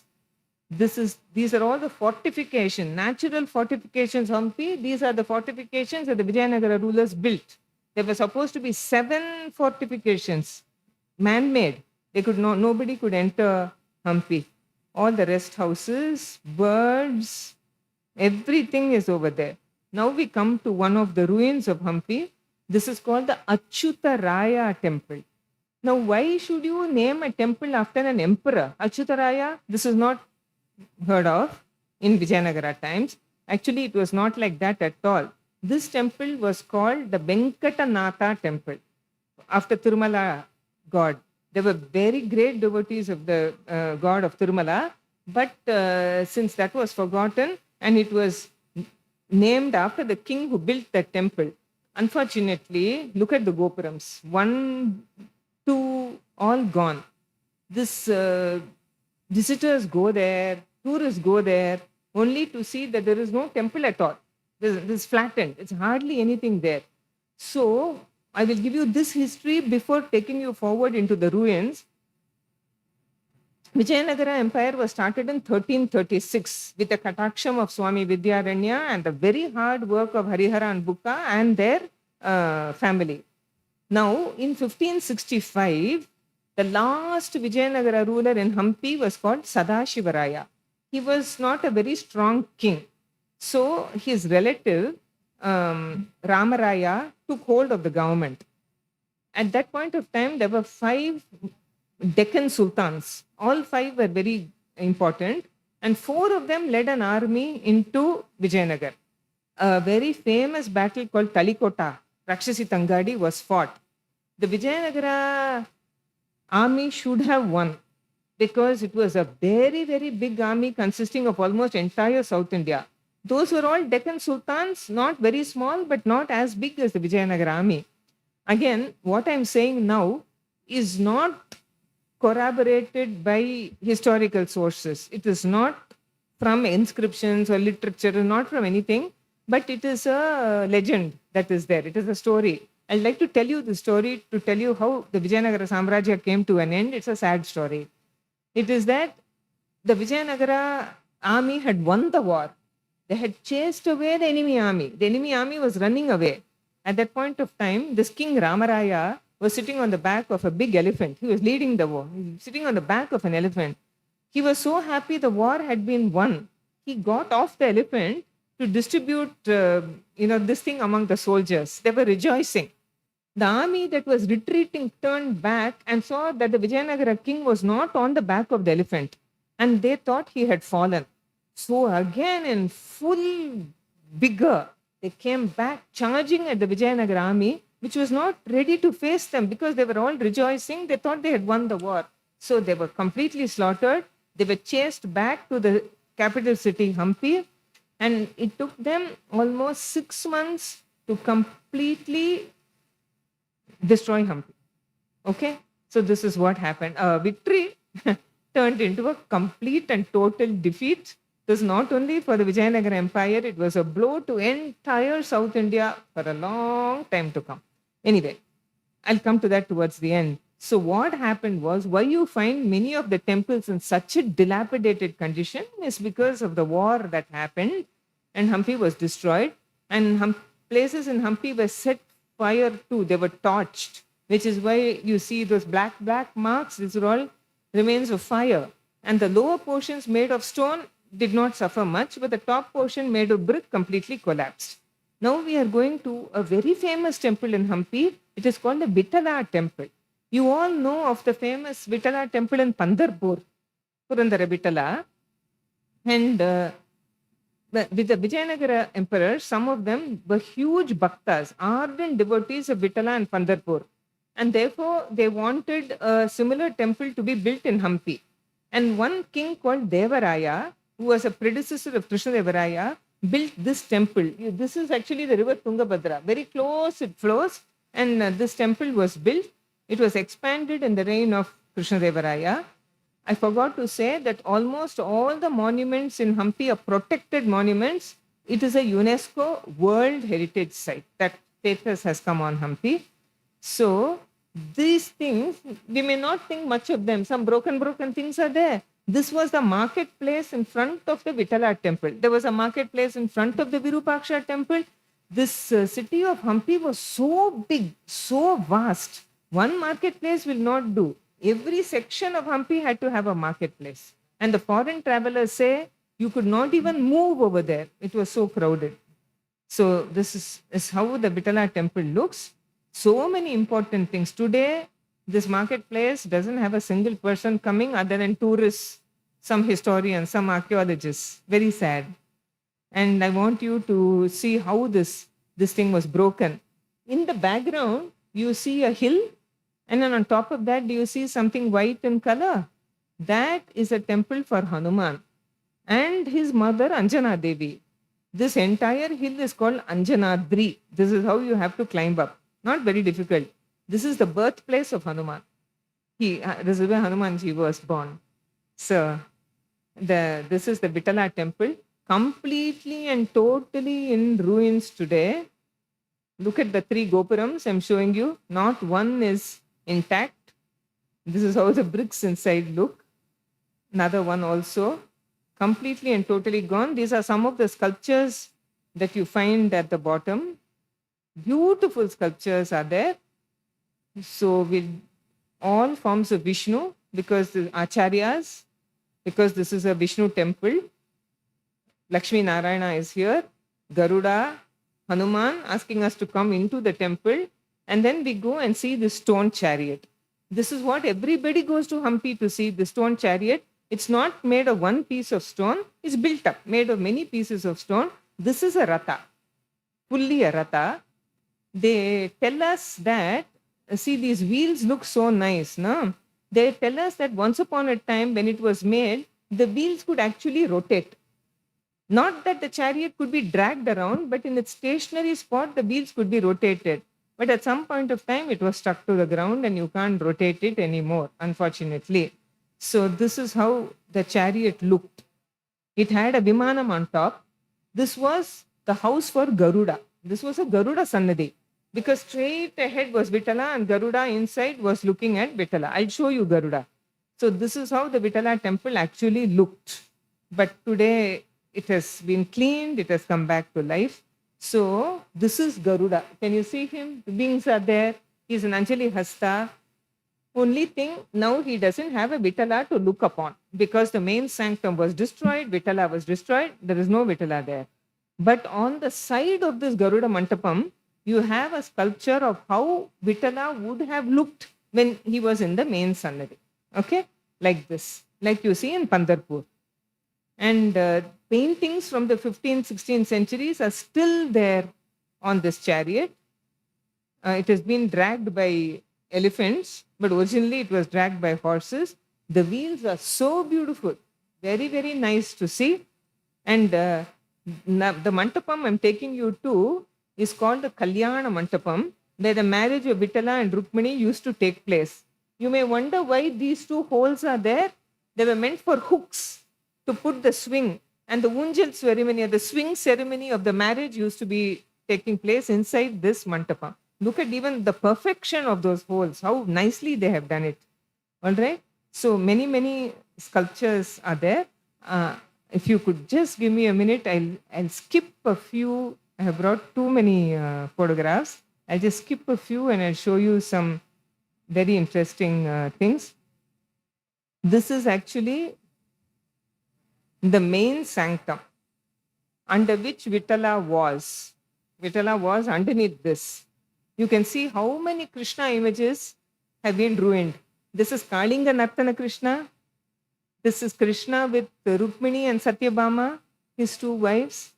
Krishna as Govardhana Giridhari. This is Vittala. You can see the two arms that would have been there. All this has completely gone. And what again people come to this temple to see today are these pillars. These are called the musical pillars. You can actually tap them and you will get the Sarigama Padani, you will get the Saptaswara. The stone is called resonant stone. As I told you yesterday, these people were also geologists. They knew how to search for the correct stone. Not all stones can give the Saptaswara, Sarigama Padani. That this pillar, if you tap it lightly, it will give you those notes. And even if you didn't know that they are musical pillars, look at the way they have been made. There is one pillar inside and all small pillars all around. Looks like this. The Pushkarini or the temple tank is like this. I'll explain. Hampi has the river Tungabhadra flowing nearby, but it is not always flowing. Its water will dip sometimes, and there are so many water bodies inside Hampi. Okay? So now I'm taking you to a fantastic temple called the Hazara Rama temple.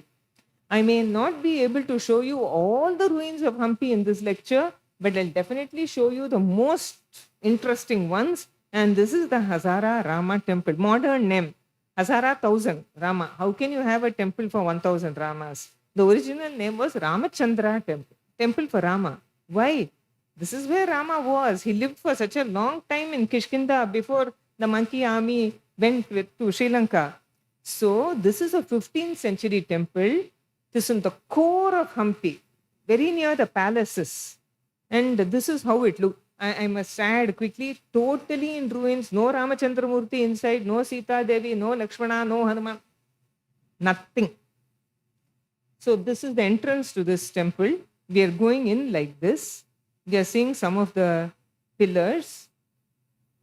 This is the Sandhari, like this. But you can go in, you can see how empty it is. Nothing is inside, okay?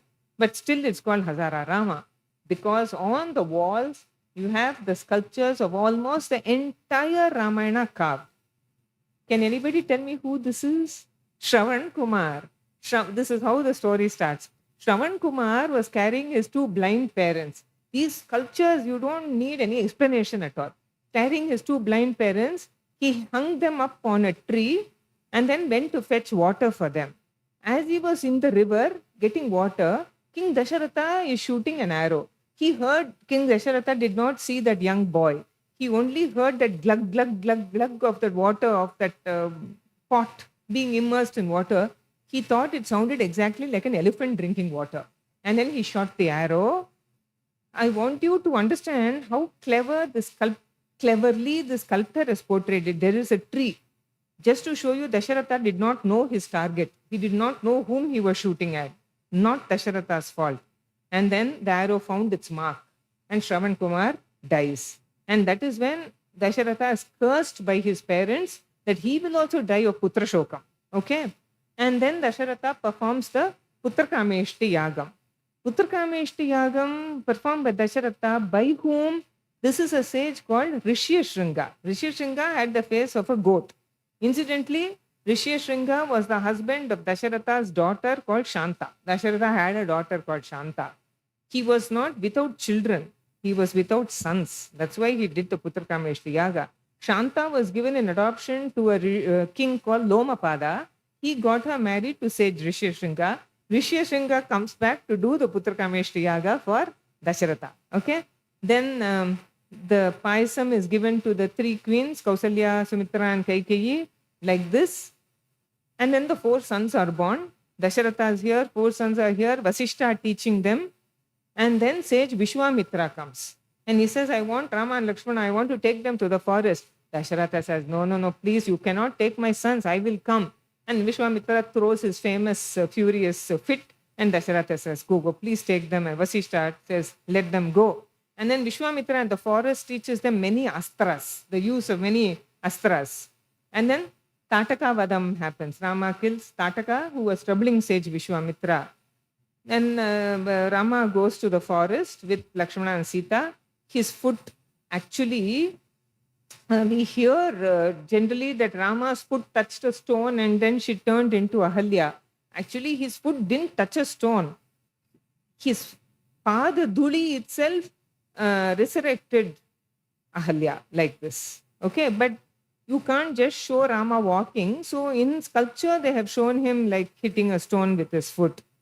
And then they go to this king Janaka.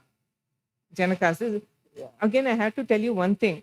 All this temple was in a very, very bad condition. All the sculptures had fallen off the walls and all that. The Archaeological Survey of India has put back these sculptures to the best of their ability. But sometimes we find they are not in the exact order given in the Valmiki Ramayana. They would have been, but because of its present condition, and we understand that it's like that. So this is the court of King Janaka, and Rama he doesn't mean to break the bow. He only wants to string it, but then it breaks, and Lakshmana at the back.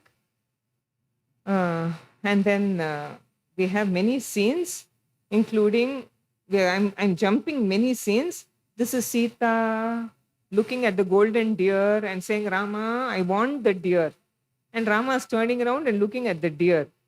Despite Lakshmana warning Rama, he says, don't go, Rama, don't go. Maricham Rakshasam Mrigam. This is not an ordinary Mriga, not a Rakshasam Mrigam. Don't go, Rama. Rama goes. I want you to see again how beautifully the sculptor has done this. Rama is going after Maricha. Maricha is going this way, that way, that way, that way. Rama did not mean to kill it. So the bow is held in the other direction, not pointing the arrow at Maricha. Finally, he knows what is happening and he shoots an arrow. And again, this brilliant sculptor has shown Maricha, the Rakshasa, emerging from the form of a deer. You see, half deer, half Maricha. Fine. Would anybody in the audience know who this is? This person in the forest has his head in his stomach. Kavanda. This is Kavanda. He was not a Rakshasa. He was a Gandharva or something. So Rama kills him. And then the abduction of Sita. Ravana takes Sita. Look at how she's crying for help. She's crying, somebody help me, help me, help me. And the only person who would come to her help was Jatayu. Jatayu comes. Ravana slaughters Jatayu. And Jatayu is just lying there in a pool of blood. Rama comes. He gives up his life. And this is Jatayu Moksha. Jatayu is sent to Moksha. And then now we come back to Kishkinda. This is Hanuman completely prostrating to Rama. Now, but you see here, again, there is a meaning. Rama's sculpture is shown this small and Hanuman's sculpture is shown this big. It was done with an intent and a purpose because this is all about Hanuman hereafter. Okay. So, first thing, I should have shown you this scene first. This is Hanuman coming to see Rama, not as a monkey, but as a sannyasi. Kapirupam parityajya Hanuman marutatmajaha bhikshurupam tato beje shatabuditaya kapihi. Shatabuditaya kapihi. This kapi, this monkey was shatabudhi. He was extremely intelligent, clever. He knew that if he came in his monkey form and started talking like that, these people may get very agitated. So he comes like this and then shows himself to be Hanuman. And when he starts talking, Rama turns around to Lakshmana and says, who is this person? Nandram Veda Vinitasya Na Yajurveda Vashinaha. This person seems to know the Rig Veda, Yajurveda, everything. Who is he, Lakshmana? Please ask him. And then Hanuman reveals who he is. Aham Sugriva Sandeshaha. I am Sugriva's messenger, etc., etc. Sugriva is frightened. Vali has sent him out of the kingdom. He is mortally scared that Vali will come and kill him at any point of time. So he is hiding on a hill called Matanga Parvata. The Vali cannot come anywhere near Matanga Parvata because sage Matanga had given a curse that if Vali comes anywhere near that, he would die. So he is holed up on that Matanga hill with his select group of ministers like Hanuman. Everything was Sandeham for Sugriva. He's scared of everything. Who is the Rama and Lakshmana coming? Hanuman, go find out. What are they doing? So when even after they agreed to help each other, Sugriva and Rama, he says, Rama, my brother Vali is very strong. I don't know whether anybody can kill him. Can you prove your strength? Can you put your arrow through these 7 trees? Prove your strength. So Rama easily puts it in the Valmiki Ramayana. But if you look at this sculpture, there is a snake underneath the 7 trees. You notice. This is not from the Valmiki Ramayanam. This is from a Ramayanam which is an adaptation of the Valmiki Ramayanam. In that local Ramayanam, the 7 trees are not in the same line. If it is in the same line, Rama could have put his arrow through it. They are in different places. So Lakshmana, we know, was an incarnation of Adisesha, the snake on which Vishnu reclines. So Lakshmana quickly becomes a snake, aligns the trees, and Rama is able to shoot an arrow. This is some poet's imagination, never mind. So the fight between Vali and Sugriva, then Vali dies. He is resting on the lap of his wife Tara. His son Angada is there. And then Hanuman crosses the ocean. Upluve Lavanarnavam. He jumps across the ocean. Just 4 lines the artist has put. We understand that is the ocean. Fish are there. Everything is there. He jumps across the ocean, meets Sita, gives her the ring, takes back the Chudamani, and then goes to Ravana's court, builds a Simhasanam with his own tail. This is also not there in the Valmiki Ramayanam. And then the monkeys are still waiting there. Hanuman comes back. He says, Drishta Sita, I have seen Sita. And then the monkey army decides to cross the ocean. They are all crossing the ocean now. The war begins with Rama's army and Ravana's army. All of them killing. And then finally the war between Rama and Ravana. And Ravana is killed. And there's a beautiful verse in the Valmiki Ramayanam. Gaganam Gaganakaram Sagaram Sagaropama Rama Ravana Yor Yuddham Rama Ravana Yor Iva. The sea is the sea. The ocean can be compared only with the ocean.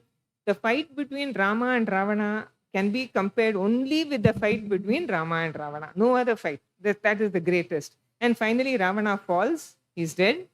And Rama comes back to India. The Pattabhishekam happens.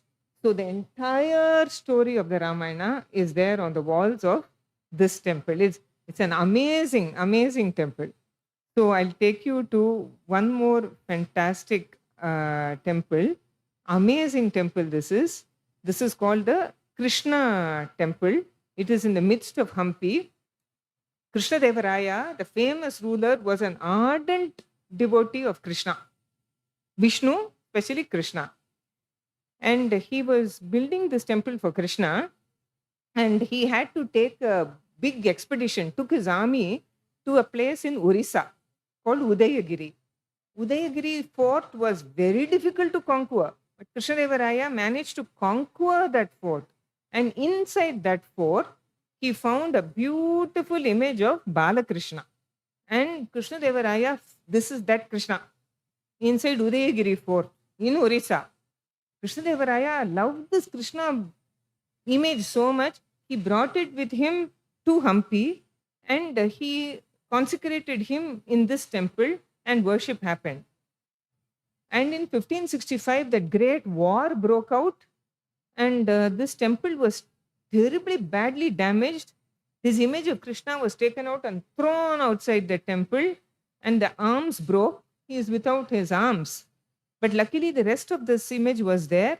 Archaeologists found him in recent times. They took that image carefully and they have put him in the Madras Museum. So this Krishna has traveled from Orissa to Karnataka to Tamil Nadu. He is in Tamil Nadu safely inside a museum. He is kept in one corner. The whole problem is the board is behind him. It's a very small lettering. So nobody knows the glory of this Krishna. It's a very, very beautiful Murti of Krishna. Very beautiful Balakrishna. Even without arms, even without the damaged condition, look at this. His mother had put pearl necklace on him, and the pendant of that pearl necklace are tiger claws. That is to keep out the drishti. They used to put it in those times because a baby boy. And the temple is gone, completely gone. The gopuram is gone. Look at the damaged condition of this gopuram. But there are some sculptures on the gopuram. If you go to any temple in South India, you see the gopuram, there'll be lots of sculptures. And those sculptures will be of gods and goddesses. If it is a Shiva temple, Shiva, Parvati, Ganesha, Subramanya, etc., etc. Go to a Vishnu temple, it will be so many sculptures of avatars of Vishnu. But this is a Krishna temple. You don't find a single Krishna here. What you're looking at is a war scene. You're seeing soldiers, these are shields and arrows and horses. Just look at this. This is a war scene. Why should there be a war scene on a gopuram of a beautiful Krishna temple? The reason is because Krishna Deva Raya built this temple to commemorate his victory over the Gajapati kings of Orissa. Some amount of ego is there. So he put the war scene on the gopuram of this temple. That's all. Now, so many sculptures totally in ruins. You see the temple here, and then you come to Chennai Museum to see the Murti. That's all. All this, but beautiful Mantapa. How this temple must have looked during Krishna Jayanti, I am thinking. All forms of Krishna. And of course, Ramayana story has to be there. Whether it's a Krishna temple or Shiva temple, Ramayana story has to be there. This is Yoga Narsimha, Garuda, Hanuman. I also want to explain about this Hanuman. Usually you find Bhakta Hanuman or you find the Sanjeevi Hanuman in most temples. In Vijayanagara temples, you may find those. They will definitely be there. But this kind of Hanuman in Vijayanagara temples will be Veera Hanuman. He will be walking forward. His right hand will be raised above his head in Ashirvadam, in blessing. And left hand will be holding a stalk of a lotus bud. And the tail will be going over the head, curled over the head. This is Veera Hanuman. Because you see, please understand, this was a time of aggression. The Vijayanagara rulers were facing wars and wars and wars. They had to prevent armies from coming into South India. That was their intent and the purpose of this empire. So the armies were there all the time. If you pray to soft gods at that point of time, it would help surely. But if you pray to Veera Anjaneya, Veerabhadra Swami, that Veeram must come for them to protect the empire. So this was Veera Hanuman. Another favorite god was Veerabhadra, another ferocious form of Shiva. So many Veerabhadra temples in the time of the rulers of Hampi. So this is Veera Hanuman. You'll see, go to Hampi, you look anywhere, you'll see Veera Hanuman. He is the one who charged them with that spirit of fighting to keep South India intact. They did it. So these are all the many sculptures in there are inscriptions. These are inscriptions that tell you the history of the Krishna temple. Again, just give me a minute. I will just skip a couple of this thing. Oh, sorry. Just give me a second. Just give me 1 second. I'm sorry about that.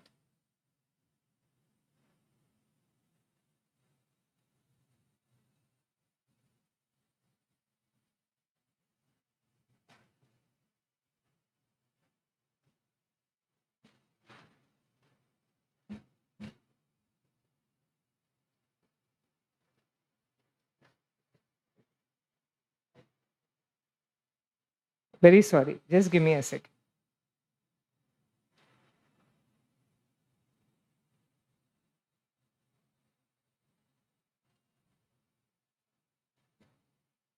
Among the many ruins of Hampi, we should not forget the monolithic sculptures. Hampi is full of rocks, big rocks. And whenever they saw a big rock, they cut it down into a god or some god. So here, right on top of the Hemakuta hill, in the 16th century, they saw a big rock. and they converted it into a Ganesha. He's 2.5 meters high. Meters, not feet, 2.5 meters high. Look at how they made a beautiful hole between the trunk and the body. So difficult to do. I have. It's there. Thank you. Then this is the most famous monolithic sculpture in Hampi. He is Lakshmi Narsimha, 6.7 meters high. Just look at this.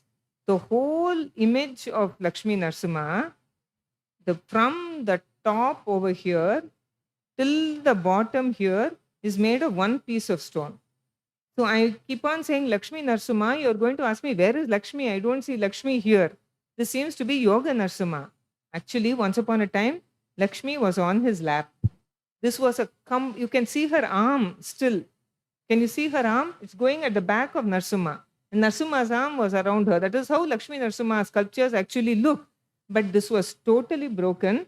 I'm going to show you how broken it was, like this. Arms gone, legs gone, whole body was damaged. This is how it was at one point of time. And then the Archaeological Survey of India discovered that this is how the image would have looked. So the legs that you are seeing and this yoga patta that you are seeing are newly added. And then they were also going to add Lakshmi, and somebody put a case against them and work stopped. That's all. So this is actually how this amazing Lakshmi Narsimha looked, like this. There's another image, 3 meters high. This is called the Badavi Linga. This whole linga is made of one piece of stone. One piece of stone. See, again, I want to tell you the cleverness of these architects and sculptors. They saw this stone inside a small channel. Can you see the water is there? The stone was sitting there. They could have made it into any other deity. They could have made it into Vishnu or Ganesha. They chose to make it into a Shivalinga because when the water level rises, it covers the Shivalinga. I said, Abhisheka Priyo Shivaha. Shiva loves to be surrounded by water. So this is the water. And then this thing was made, this temple was built around it. Today, of course, it is in a bad condition. This also, among the ruins of Hampi, you have the elephant stables. This is not, of course, a temple, but I need to show it to you because though the Vijayanagar emperors were fighting against the sultans of the Deccan, they were aesthetic enough, they appreciated art enough to absorb elements from Islamic art. That Islamic art could not be incorporated into their religious buildings. So they brought it into the secular buildings. So these are the elephant stables of Hampi. You can see the domes and the arches, which are very Islamic in character. These were meant for the elephants to stay in. The elephants that the kings and royalty used. These are the domes. And between one elephant's room and another elephant's room, you have this passage so that the cleaners could go in, the elephant tamers could go in and look. And if the elephants looked up, this is the design that they would see in case they were bored and they looked up. And if they bored, they would look out also. They had a very good. So the elephants were very well taken care of. I will just stop with a couple of pictures, not without showing this. Many people who come to Hampi may not understand what this is. They will think this is an archway to go into some other place. But there is no other place to go to if you go into this arch. It's not just an arch. It's not an arch at all. This is called a Tulabara Mantapa. And this is where the kings did the balance, the Tulabaram. I'll show you how it is. This is one piece of stone, 2 pieces of vertical stone and one horizontal bar on top. But we have to go closer to see it. We'll go closer like this. On that horizontal bar, on one side you have this loop and on the other side you have this loop. And in that loop itself you have this thing. That is because of the chains that were hung on it in the past. They have made these marks. So basically, you were hanging one chain here, looping it through the middle and bringing it out on this side. This is the loop in the middle. So the chains would hang down. You would put a plate here. King would get on one plate. You would fill the rest with precious stones, gold, etc. And you would give it away. This is called the Tulaba Aradhana. made to look like a temple. And right at the bottom, you see that it is meant for royalty. So when Vijayanagara king and two queens, their sculptures are over here. They gave it away on Amavasa, Paurnami, during the Pattabhishekam of a king, birthday of a king, birthday of a prince. Lots of money was given. Lotus Mahal was a palace for the queens. This is inside what is called the Zanana enclosure. This is also of the Hindu Islamic type of architecture. Just one more picture of one ruin and I'll be done. But without this, we can't leave Hampi. This one. You would have seen it in so many movies. You would have seen this spectacular tank with actors and actresses running all around. It was not meant for that. This is one of the water bodies of Hampi, built in such a fantastic way. More than that, I would like you to see this. These are the famous aqueducts of Hampi. You hear of aqueducts of the Roman Empire, aqua water duct carrier. So these kind of aqueducts carried water from water sources around Hampi and brought them into water bodies like this tank. And when the tank is full, it's like this. You don't see the beauty of it. But when the water level goes down, you see this. So the storage of water inside the city of Hampi spread over many acres. So I've almost run out of time. But just to tell you that I have hardly shown you anything in Hampi. Even if you spend from sunrise to sunset in Hampi for 4 or 5 days, it will never be enough. There are that many monuments, mostly ruined monuments to see. A walk along the side of the Tungabhadra is like going back in time to Kishkinda, to the Vijayanagar Empire. Today it's in ruins. It's called the ruins of Hampi. I call it the glory of the ruins of Hampi. How much glorious this empire must have been, this city must have been at its height. For these many foreign travelers to come and say, I've never seen a place like this in the entire world. That is the legacy of Vijayanagara. They protected it for us completely and totally for several hundred years. Even after they were chased out of Hampi, they went to Andhra Pradesh. From then they came to South Andhra Pradesh. They were still protecting. At one point of time, it was not possible for them to protect because their governors, whom they had given so much to, did not give them the help that they needed. So that empire got extinguished, the dynasty went away, but not without giving us the legacy that we have today. So pranams to the Vijayanagar Empire, pranams to the great kings who protected, pranams to the soldiers of that time, pranams to the people of Vijayanagara for giving us what we have. But shouldn't we carry on that legacy? I think that is with us. Thank you.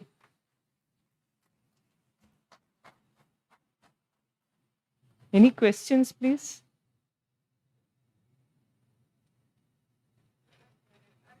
Yes, please. Huh? Ah.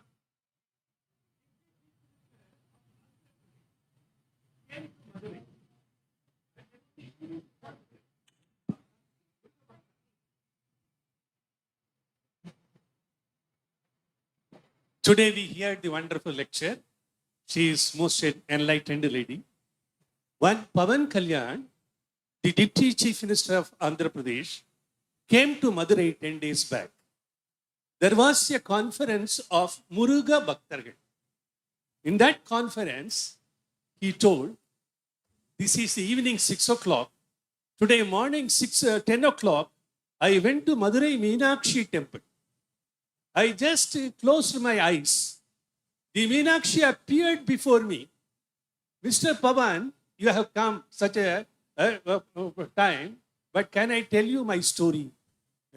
When Malik Kafur came to this place, I was thrown out of Madurai temple. I was thrown out and I was there about 200 miles away, near one Avaram Balayam. I was there, without food, without water. After 60 years, what she was telling, Krishna Devaraya came and brought me back to this temple. It is because of Vijayanagar Empire, because of Krishna Devaraya, the Meenakshi Devi was brought back to Madurai temple. Madam, you have explained it very nicely, excellently, with a lot of knowledge and input. Thank you. Thank you.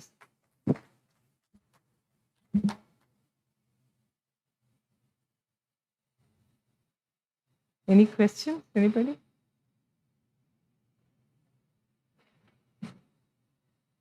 Okay, thank you.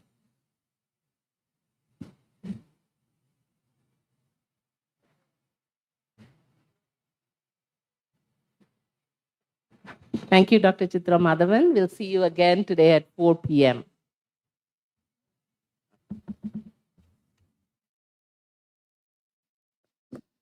Hello?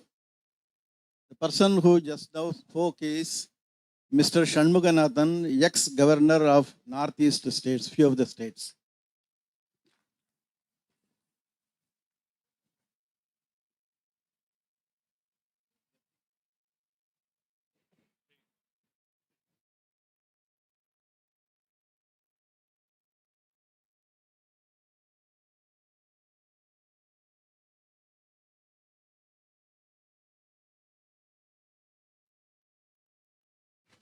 See you all at 4 p.m. this evening here.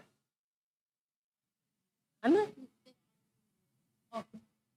Swamini, come. Come, Swamini.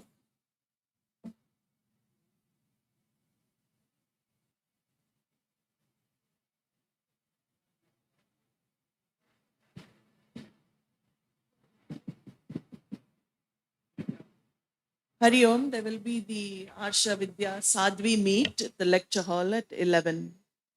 Hari Om.